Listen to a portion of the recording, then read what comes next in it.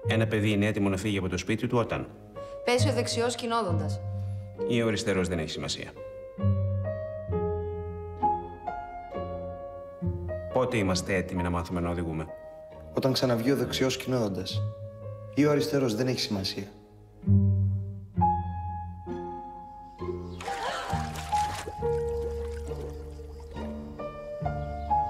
Μαμά, τι είναι ζόμπι? Ποιος την είπε αυτή τη λέξη? Δεν θυμάμαι, ο μπαμπάς μάλλον. Ζόμπι είναι τα μικρά κίτρινα λουλούδια.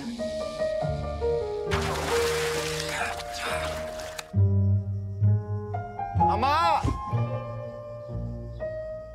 Βρήκα 2 ζόμπι μικρά!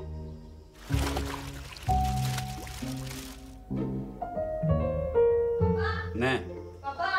Παπά, Ναι. 2 ψάρια είναι μέσα στην πισίνα.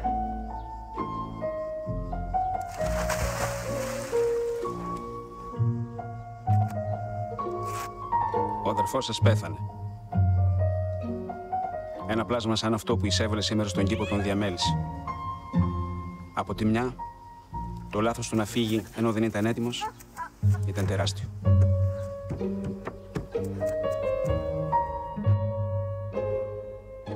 Νιάου. Νιάου.